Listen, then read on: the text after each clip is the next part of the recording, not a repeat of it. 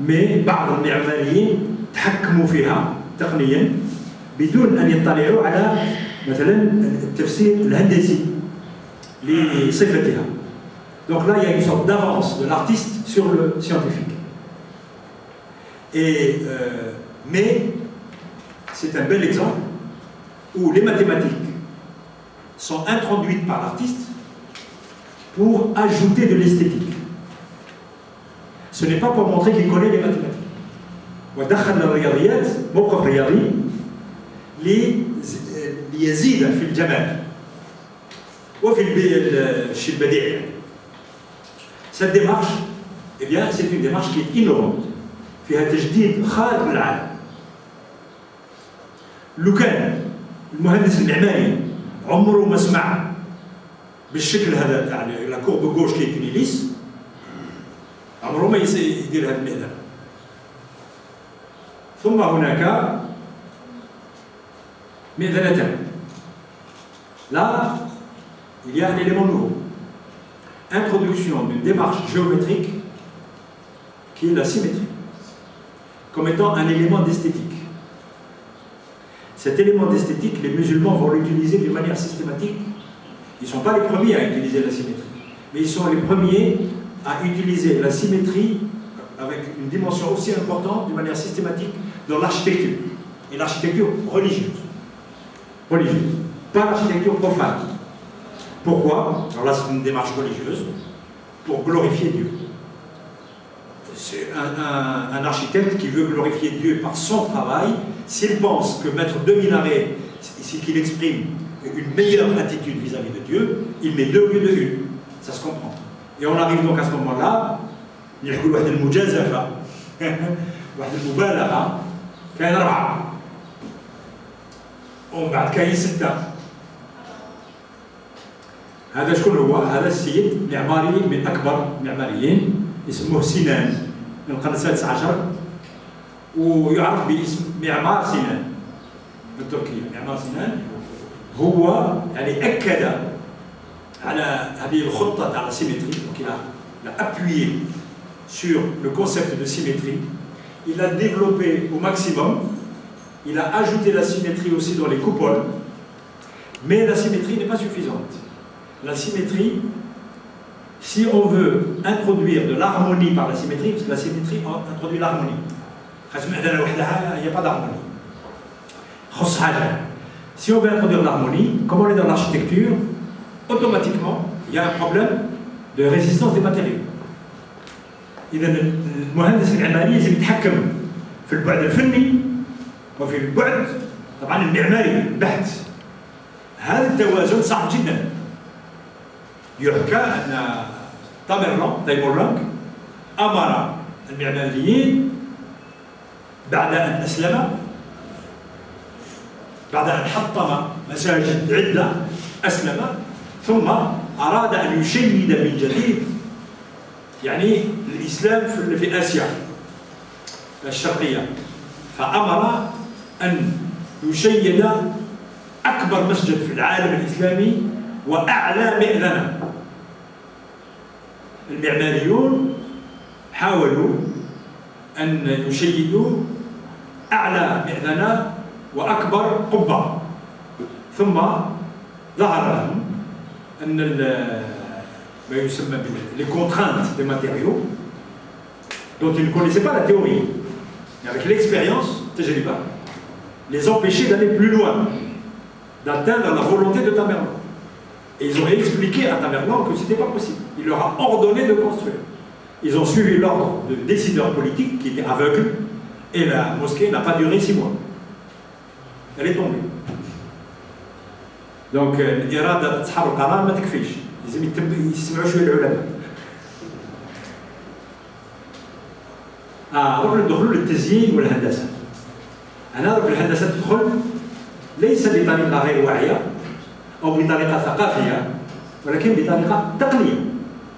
يعني التقنيات الرياضيه يدخلوا بصفه يعني بطريقه واعيه. هذا خط عادي. ما نطولش عليكم على الخط باش تعرفوه مليح، ولكن كي نكون في اوروبا نقول لهم شوفوا هذا خط عربي عادي، كل واحد يقدر يكتب كيما هكا. ما عنده حتى جمال. هذا خط فيه محاولة لإدخال الجمال في الخط، لكن بما أن الخط مازال ما عندوش جمال مقيد ومعترف كانونيزي، زادوا له يعني الرسم، رسم الأزهار، رسم كذا، كثروا بزاف، لخاطرش الخط وحده ماهوش أداة الرسم. Donc nous sommes dans un stade où l'écriture n'est pas encore un élément unique de l'ornementation. Et donc on est obligé d'ajouter des choses. C'est une première phase, elle va continuer plus tard. Ensuite, il y a eu un début d'organisation. محاولة إدخال مواقف في الرسم لا تختلف من رسام إلى رسام. يعني نخلوا للرسام الموهبة، نخلوا الإلهام، ولكن نمنعوه باش يغير القياسات. On introduit la notion de mesure, la notion de proportionnalité. La notion de proportionnalité هي مفهوم النسبة. لأول مرة دخلت النسبة في نشاط فني. ما هي النسبة؟ يعني مهما كان الفنان، مثلا الفنان يبغي يرسم الكوفي، هذا كوفي.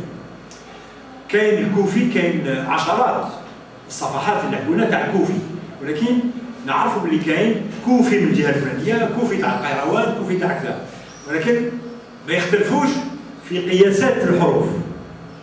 مثلا الواو ما يلزمش يتجاوز قياس، ماشي قياس، عفوا، النسبة معينة إذا قارناه بحرف آخر. Donc cette proportionnalité va créer une sorte de normalisation de l'art, tout en introduisant l'harmonie, bien sûr. Alors cette normalisation de l'art va être une contrainte, première fois, va être une contrainte. Mais elle va permettre d'enseigner l'art. Et l'enseignement de la calligraphie a commencé à Bagdad au Xe siècle comme un enseignement officiel. Alors qu'avant, le peintre, l'artiste, il avait des, comment on appelle ça, c'est pas des apprentis, des assistants, des gens qui essayent de le suivre. Et lui, il était le maître et l'élève, pardon, l'élève. Mais un élève, et encore, beaucoup d'artistes n'acceptent pas les élèves. Mais là, ça devient un enseignement. On enseigne l'art, ou du moins on enseigne les bases de l'art. Ça, c'est une nouveauté qui est à caractère sociologique et culturel. Et vous le savez, on a introduit donc la notion de proportionnalité, Ibn Muqla qui l'a introduite, et qui, évidemment, c'est des mathématiques. La notion de proportion, c'est d'essayer de créer un équilibre qui est stable, quitte à changer d'équilibre pour créer des types d'écriture, et à créer des équilibres dans un type d'écriture en introduisant une proportion entre chaque lettre de l'alphabet. La proportion est une notion mathématique délicate qui a valu à Euclide, au IIIe siècle avant Jésus-Christ, d'écrire un livre, le chapitre 5 des éléments d'Euclide, et il s'appelle باب النسبة. وفي التقليد العربي الإسلامي هناك تقليد كبير هام جدا غني ثري يدور حول فقط مفهوم النسبة وتقنيات النسبة وامتدادات النسبة، امتدادات النظرية والامتدادات التقنية الحسابية. وهناك طبعا في ذيك البيئة تاع غليان علمي طبعا أصبح هناك تأثير غير مباشر، sorte d'influence indirecte مباشر عند الفنانين. إذا هما خلقوا donc ils ont créé une unité de mesure. L'unité de mesure c'est le losange pour les petites dimensions, et la grande unité de mesure c'est le cercle. Et donc le losange qui مثلا العين يقولوا باللي هذه une unité, deux unités, une unité ici وهنا خمسة إلى آخره. Et donc ça a été enseigné comme vous le savez. Et donc ça a donné les différents types d'écriture, Là, vous avez le thulth, vous avez le nasri, vous avez le muhaqqaq.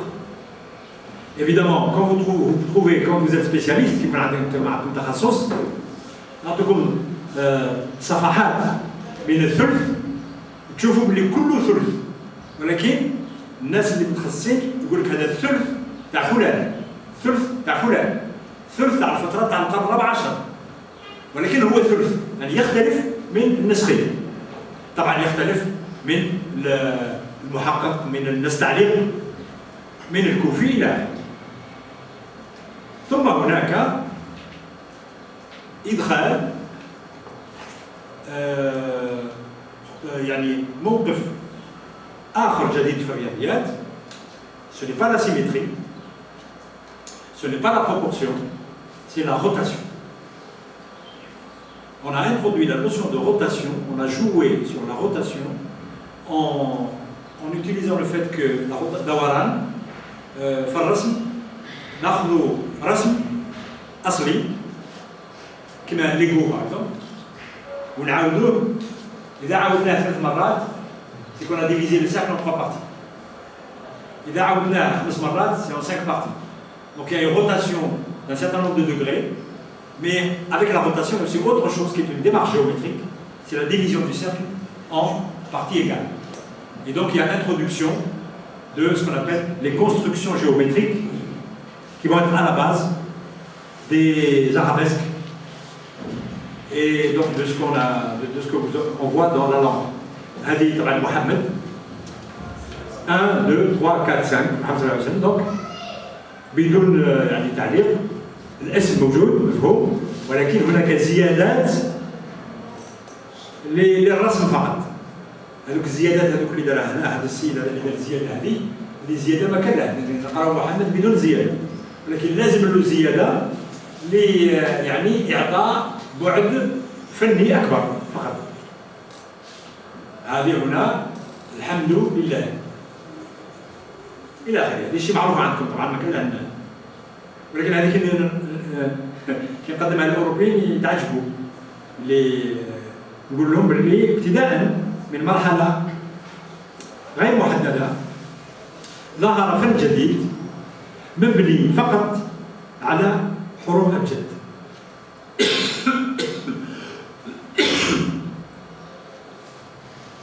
ثم نصل إلى بعد آخر من الفن العربي الإسلامي. شكرا.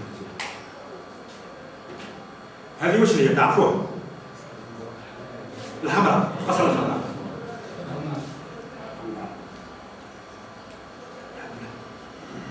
هذا اللي وجدوه في غرناطة. هذا رسم، هذا رسم هندسي بحت، ولكن اللي يهمني ماشي الخطاب اللي يقول رسم هندسي، كيف وصلنا إلى هذا الرسم؟ كيف تعامل الفنان بالأدوات الرياضية إذا كانت هناك أدوات رياضية، أو ما هي إلا نتيجة للإلهام الفني. أنا أقول لكم باللي ماشي نتيجة للإلهام الفني، هناك إلهام فني، لكن هناك خلط مزج ثري بين الإلهام الفني وبين خطة رياضية دقيقة يمكن لنا أن نكتبها وأن ندرسها. وهذه الخطة بما أنها عممت كخطة فنية لفئات فكان لها بعد كبير حتى وصلت إلى حد شبه علمي، لأنها اخترعت أشياء كانت تنتظر القرن ال19 لتخترع بطريقة علمية بحتة، ولكن اخترعها الفنان. جميل المنطق. هذه واحدة أخرى، هذه غرناطة. هذه في الحقيقة الفنان بوعي رسم هذه الأشياء بالعملية التالية. أولاً يختار رسم جزء من الرسم، هذا جزء كما الليغو، هذا سكون ان موتيف إليمونتير. هذا الرسم هو واش هذا مثلث، متساوي الساقين. إذا موقف هندسي مثلث. في المثلث واش يدير؟ يدير هنايا قوس من دائرة. لماذا دار هذا القوس صغير؟ لماذا ما دارش قوس كبير؟ هو عنده سبب. دار قوس صغير.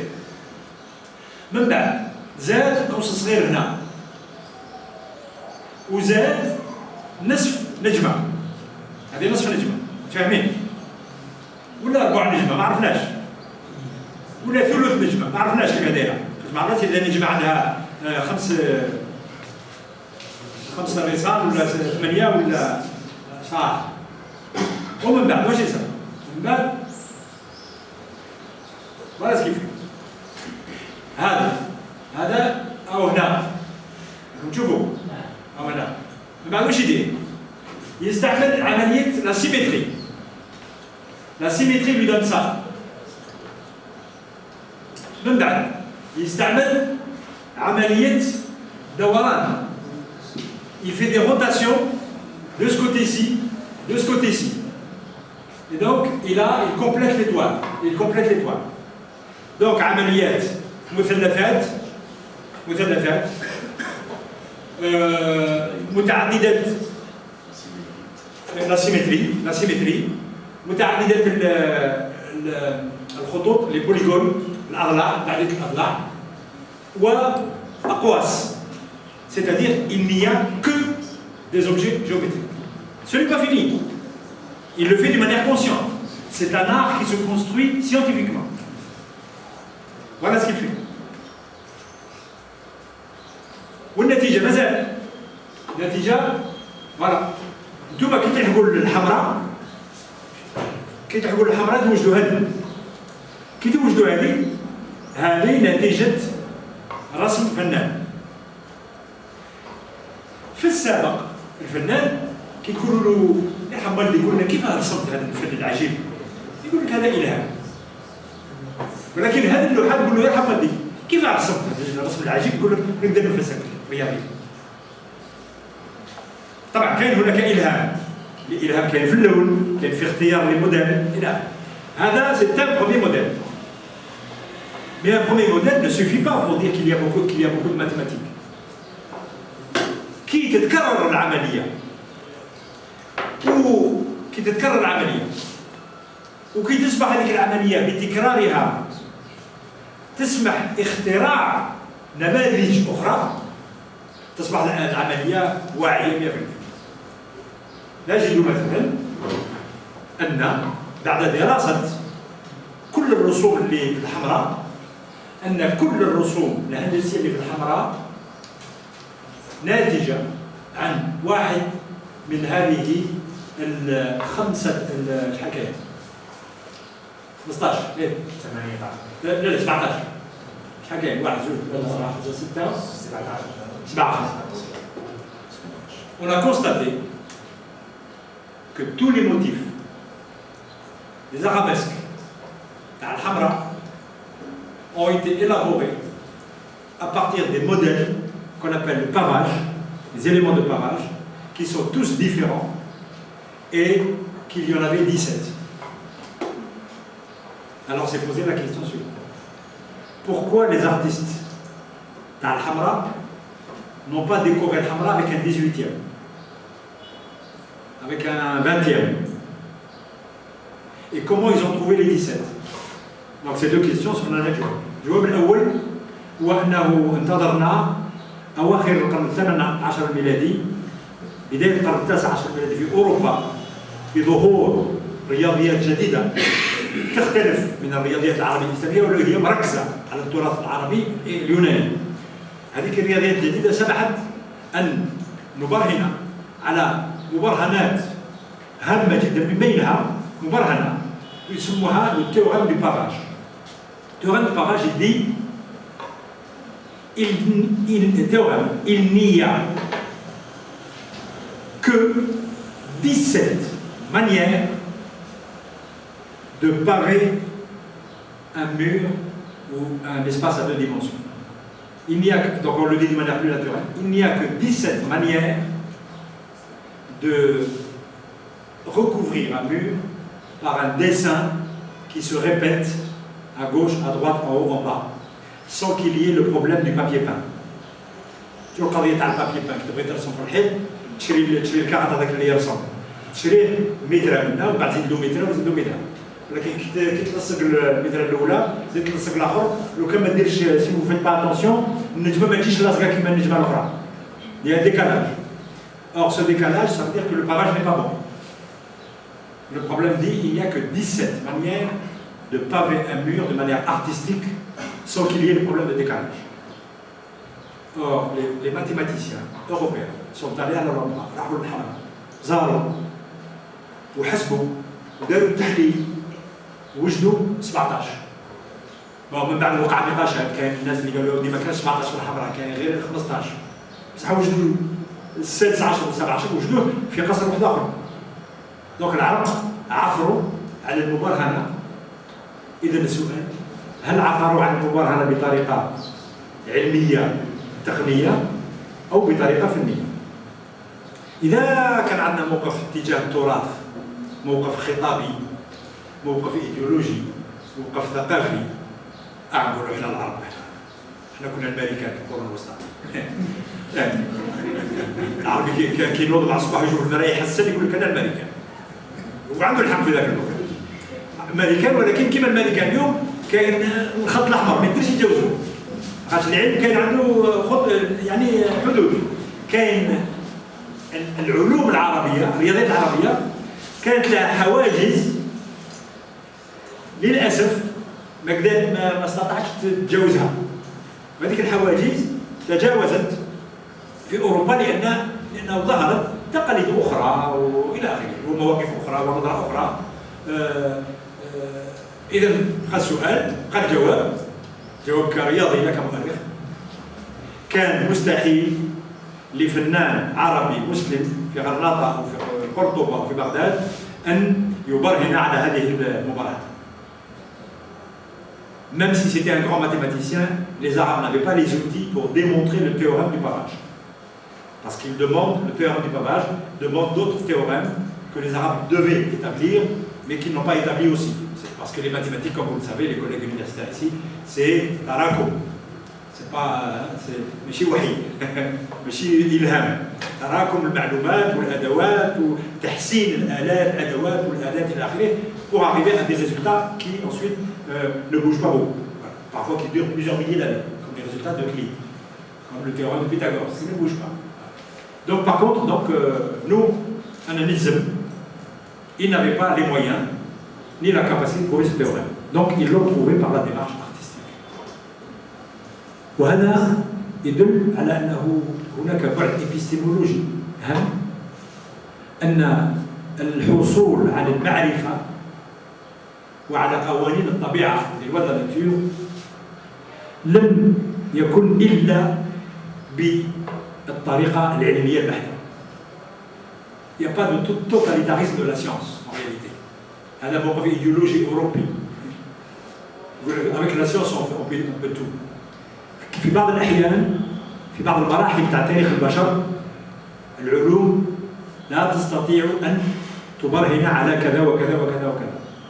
ولكن هناك نلاحظ أن الفنانين والتقنيين يصلون في بعض الأحيان إلى نتائج لم نستطع أن نصل إليها بالطريقة العادية العلمية. إذا هذا يدل على أننا علينا أن نغير موقفنا في تدريس العلوم، ونغير موقفنا في بيداغوجية العلوم. ندرس العلوم للتلاميذ بالملاحظة التالية، هي أننا ممكن نلقن العلوم إما بالطريقة النظرية البحتة، وإما بالطريقة التقنية، وإما بالطريقة الفنية. Toutes les voies sont possibles pour faire comprendre les notions scientifiques. D'ailleurs, c'est devenu un mot d'ordre de l'Académie des sciences en France. Le professeur Charpak, qui est prix Nobel de physique, à qui je rends hommage, il est mort dernièrement, il a dit qu'il faut enseigner la physique en utilisant l'histoire et en prenant les découvertes des grands savants et en essayant de mettre les élèves, même de collège, devant une situation de découverte où il se pose la même question que le savant 2 siècles avant et il essaye d'avancer pas à pas pour trouver la solution. Et on a constaté que si on met les élèves dans un contexte de découverte, c'est-à-dire on pose des questions, on cherche des solutions, on se trompe dans les solutions, on discute entre soi pour voir quelle est la meilleure solution, ensuite on élabore une première réponse. En fait, c'est ça la règle de la recherche qui est universelle. Et l'enfant peut commencer à apprendre à être chercheur dès le collège. Et c'est comme ça que j'ai accepté d'écrire le livre que j'ai montré aux collègues tout à l'heure, qui s'appelle « Les découvertes en pays d'islam ». C'est pour montrer qu'on peut enseigner la physique, la mécanique, les mathématiques, pour certains domaines, en revenant aux découvertes des savants des pays d'islam. J'ai publié 8 découvertes. Ah, donc, qui t'ailleurs vous le رانا نحكي بزاف نقول بعد هام جدا هو علاقة الفنانين بالرياضيين. خاطر إلى الآن تكلمت لكم على علاقة الفن بالرياضيات. ماشي كيف خاطر علاقة الفن بالرياضيات نديروا لها التحليل ونشوفوا بلي كاين رياضيات ما كاينش رياضيات، كاين 50% كاين 10%. ولكن علاقة الفنانين بالرياضيين هي علاقة بشرية، علاقة اجتماعية، إذا فيها السلبيات، فيها الاصطدامات، فيها مواقف. كل هذا وقع في الحضارة العربية الإسلامية. نعطيكم مثال هذه عندنا صفحة تاع كتاب من القرن العاشر الميلادي تاع أبو الوفاء البوزجاني. توفي أبو الوفاء البوزجاني، توفي في 997. أصله فارسي، عاش في بغداد وألف كل كتبه باللغة العربية. وهذا كتاب يسمى ما يحتاج إليه الصناع من مسائل الهندسة. ما يحتاج إليه الصناع من مسائل الهندسة. C'est-à-dire que c'est un mathématicien qui va donner des conseils aux artistes et aux artisans. Le sonna, c'est au sens général du Xe siècle. L'artiste et l'artisan. Ce n'est pas le technicien. Alors, هو يحكي يقول لك كنت نجتمع مع فنانين نقول لهم صناع، والفنانين طرحوا علينا سؤال، قالوا لنا احنا رياضيين كيف نعمل مربع من 3 مربعات؟ ما هي علاقة بالفن؟ لها علاقة بالفن لأنها على المستوى التقني، لأن الفنان كي يصور ما يصورش، ما عنديش فنان ما يصورش في لوحة صغيرة كيما هذه. كاين ولكن هو الفنان يديروا له دي كوموند باش يصور يرسم في الحيط. ماذا به يصور في زليج كبير، ولكن اللي يخدم الزليج ما عندوش الفايده يخدم الزليج الكبير، ما يتباعلوش. لازم يبيع للصانع ويبيع لهذاك اللي يبني واللي يبيع اللي عنده الحمام اللي ما يزوقش. دونك الصانع عنده واش عنده يناقم. الصانع يخدم صانع زليج، يخدم الزليج كيما هكا. والفنان يدبر راسو، لازم ياخذ الزليج وياخذ 3 زليجات ويسكن زليج كبير باش يرسم. اذا ولات قضيه رياضيه خارجه من الفن كفن كممارسه، ولكن مرتبطه بالفن. ابو الوفاء قال لك اجتمعنا مع الفنانين، والفنانين قالوا لنا احنا عندنا وسائل. ها هو مربع زليج صغير، وهذا زليج صغير، وهذا زليج صغير. نشريه عند اللي بيع زليج ونخدم زليج واحد. قلت هاي هذا الاحمر نقسموه هكذا، شفتوا؟ هذا الاحمر، الازرق نقسموه هكذا. انت كي تسال يقول له وعلاش تقسموا هكذا؟ ما عندوش تفسير. الصانع ما عندوش تفسير، الصانع عنده عمليات، عنده خوارزميات تقنيه. Il a des méthodes. Comment vous les avez trouvées؟ واش دخلك؟ وكيفاش انت متيقن باللي صحيح؟ اصبر 4 شهور. الرياضي ما يقولش هكا. الرياضي ما يقولكش اصبر حتى تشوف، يقول لك انا سأبرهن الان ابرهن لك انه صحيح. هاو الرباح خليه هكا. بصح انتم شربتوا الولاده تاعكم ولا انا نحكي؟ والله العظيم اسيدي والله فتحكم شويه انا والسيد كعرف المسؤول تاع الجلسه. لا دوكا غير كان اتاي اوروبي معليش ننساو هذا اتاي تاع المغرب.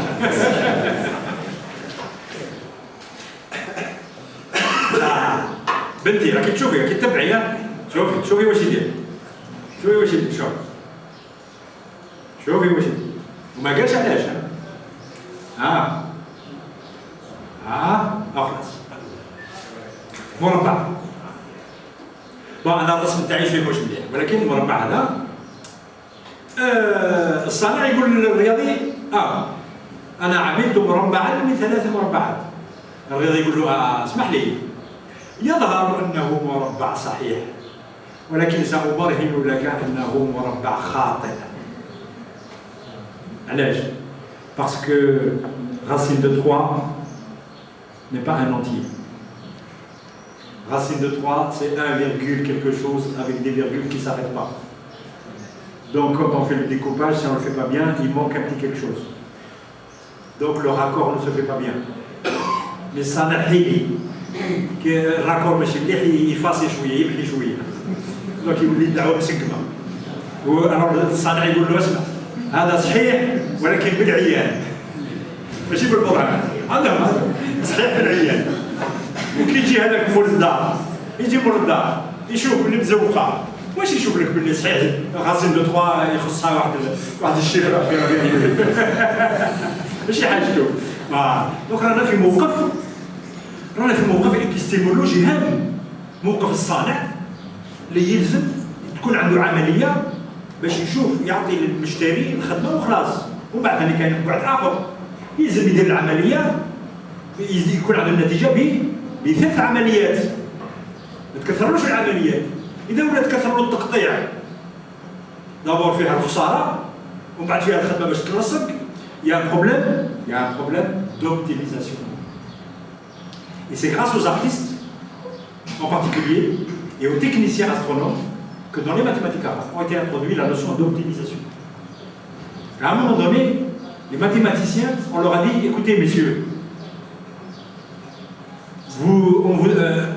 طرحنا لكم الأسئلة وجبتوا لنا الجواب، شكرا جزيلا. أنا في مرحلة أخرى، في حضارة تقدم، نطلب منكم أعطونا أجوبة ولكن نقدروا نستعملوها بطريقة أسرع من الجواب الأول. On veut des résultats et des moyens qui soient plus rapides à utiliser, plus précis dans les résultats que ceux que vous nous avez donnés. Donc ils cherchaient la précision, ils cherchaient l'optimisation dans le travail. ولكن العالم ما يهموش. هاو الرياضي واش عملوا الحل تاعو؟ أبو الوفاء قال لهم شوفوا هذا هنا، أبو الوفاء يقول لهم قطعوا هذا الأول هكذا، زيدوا هكذا يظهر باللسان. بلاش عاود. فوالا. دونك حنا يظهر باللي أبو الوفاء قطع مرة ومرة، مرتين. إذا الطريقة تاع أبو الوفاء أسرع. ولكن الطريقة تاع أبو الوفاء شوف. اسمعوا. ها هو واش يدير هاك. هاك. يزيد هنا. يزيد هنا. سي با فيني. ومن بعد يقول يلزم تاخذ القص لازم تقسم هذا زياده نحيه وديروا هنا. كاين عمليه زياده لازم تقطع هنا وزيدوا هنا. وهذا نحي هذا اللي راه زايد، هذا اللي راه زايد نحيه وزيدوا هنا. علاش؟ خاطر يبرهن رياضيا بلي هذا المثلث يساوي هذا المثلث، هذا المثلث يساوي هذا المثلث.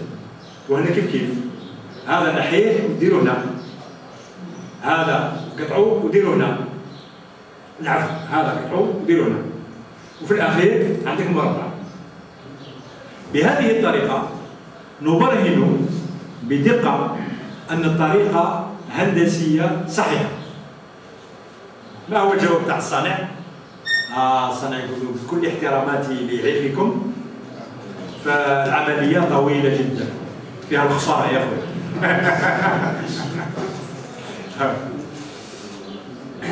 ثم هناك تدخل رياضي في ميدانين آخرين هما الأخيرين. هذا يسموه جمشيد الكاشي، رياضي كبير من القرن الرابع عشر، أصله فارسي من كاشان، مدينة في 40 كيلومتر قرب طهران، وكان في مرصد أولوغبك في سمرقند. كتب كتاب مشهور مفتاح الحساب. في مفتاح الحساب لأول مرة عندنا الشاهد تدخل رياضي في قضايا فنية. خاش تدخل أبو الوفاء هو تدخل غير مباشر، ولكن هذا تدخل في قضايا الفن. يقول لك أنا نعطيكم الوسيلة الهندسية لاختراع وإنشاء القبب قبات تاع المساجد الآخر. هذه طريقة أولى يعطيها تاع قبة، هذه طريقة ثانية قبة أخرى، هذه قبة ثالثة، هذه قبة رابعة. إذن هناك تعدد الطرق لاختراع أشكال جديدة للقبات. هذه الأشكال لم تخترع كلها من قبل المعماريين. هو يظهر للمعماريين باللي بالطريقة الهندسية يقدر يخترع قبات كثيرة باش يجدوا الهندسة المعمارية، ويفسر طبعا العملية ويبرهن على صحة العمل. ثم هو الذي فسر لأول مرة في كتاب رياضي مفتاح الحساب كما شفتوا عملية أخرى تعطي رسم جديد كان غير موجود في الحضارة العربية الإسلامية، ظهر ربما في القرن الحادي عشر على يد هام القبات. شوف هذه القبة، هذه القبة هناك زميلة دارت بحث تاريخي وشافت باللي القبات التي رسمت بعمل رياضي بحت نجدها في الإنتاجات، في الإنجازات المعمارية. يعني المهندسين المعماريين قراوا الكتاب تاع الكاشي ولا كانوا يعرفوا الوسائل اللي يستعملها الكاشي. الكاشي ما قالش بلي أنا مخترع، هو لايم الوسائل فقط. هذه في سمرقند، لا في سمرقند العفو. هذه القبب وهذه القبات، وهذه ثاني النوافذ، هي نفس الشيء النوافذ. هذا في إصفهان. الإنتاج الرسم المسطح، يعني نفس المشاكل، ناخذ أشكال بسيطة des motifs élémentaires, mais le problème ce sont des motifs à 3 dimensions.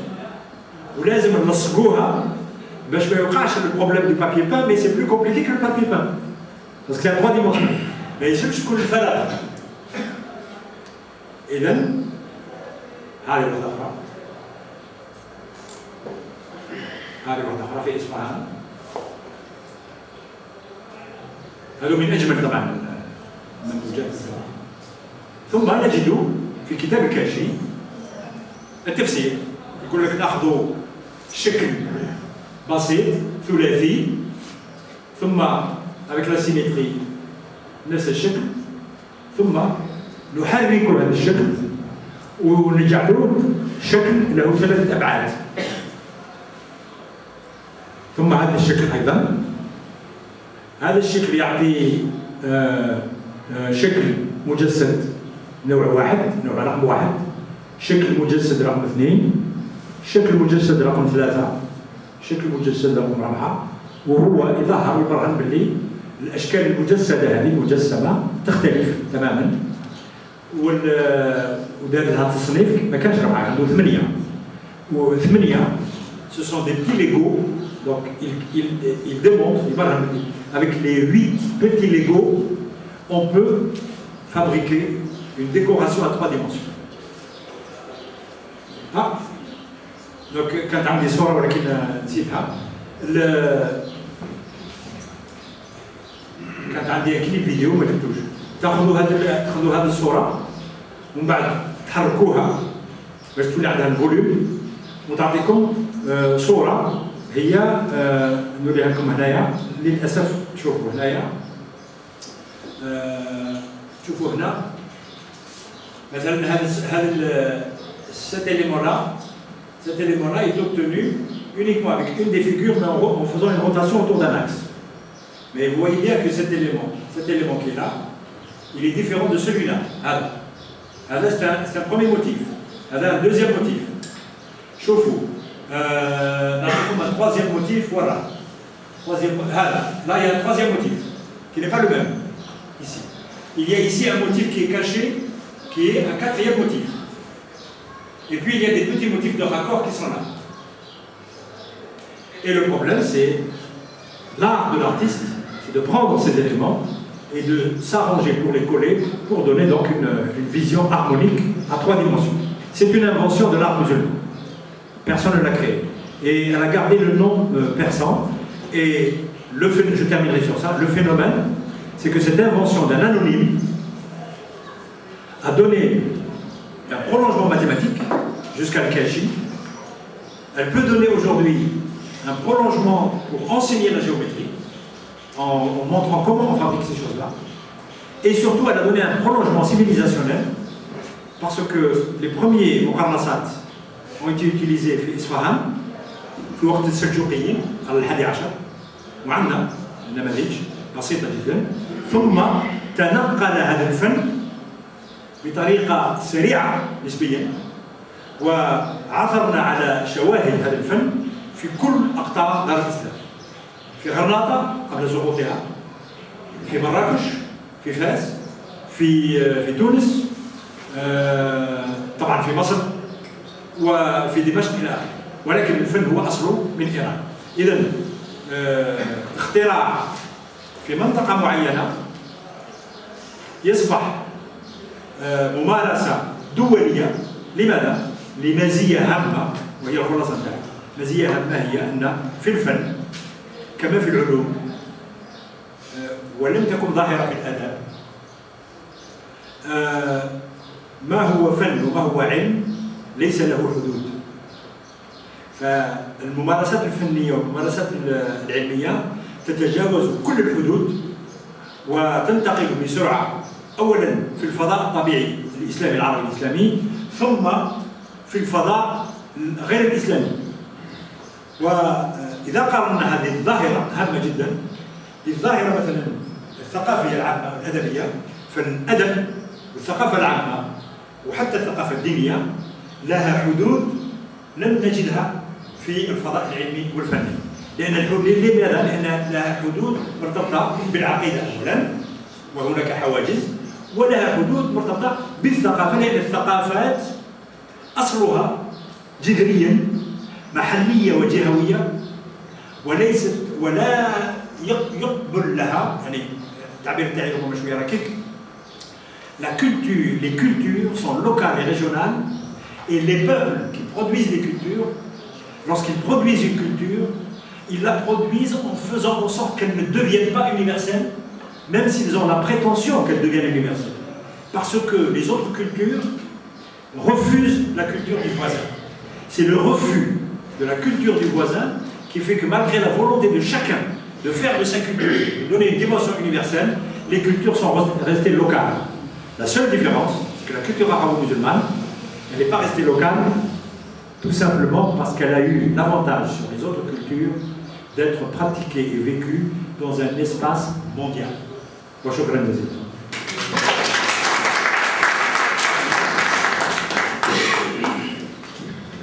جزيل الشكر للأستاذ أحمد جبار على هذه المحاضرة القيمة حول تاريخ الفنون، خاصة فن الصورة والرسم. في الحقيقة في البداية كنت عندما أعطيت العنوان كنت كانت لي صورة في الذهن أن هناك سيتكلم على جميع الفنون، وإنما خص هذه المحاضرة بالصورة فقط والرسم فقط. إذن سأترك الأستاذ يشرح شوية شيء. ففي البداية كما بدأ المحاضر حول علاقة الرسم والصورة وعلاقة الإنسانية مع العقيدة، ذهب إلى بعض التبيانات في التوراة أو في الإنجيل أو في القرآن الكريم، وظهر جليا أن الصورة لها أبعاد أخرى، أبعاد فنية، أبعاد علمية وأبعاد هندسية حول بعض الكتابات أو بعض الصور أو بعض المجسمات. وفي الحقيقة عندما تكلم عن الكتاب وتطوره والمفهوم الفني والاجتماعي تكلم على 3 معطيات. المعطى الأول هو المعطى المواجهة أو السيمتري، والمعطى الثاني لا بروبورشناليتي وهو النسبية، والمعطى الثالث وهو الدوران أو لا روتاسيون في وجه الكتابات التي تترقى إليها. فخلاصة القول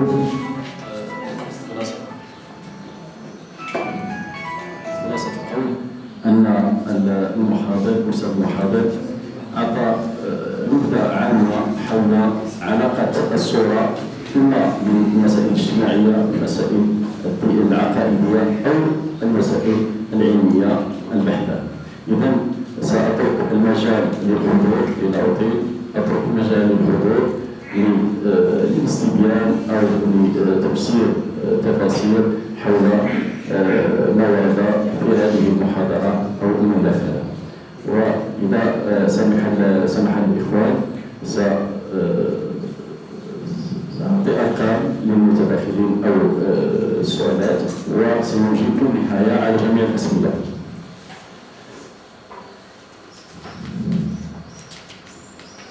أستاذ رقم 1.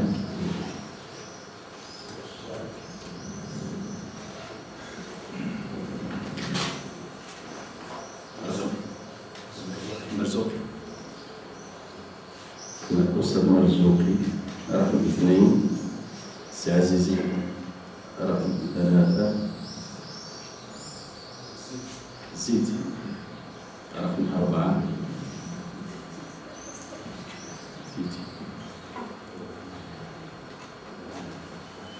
سنقف عند 5 مداخلات أو 4 مداخلات. دونك نقف عند هذه التسويات. رقم 7.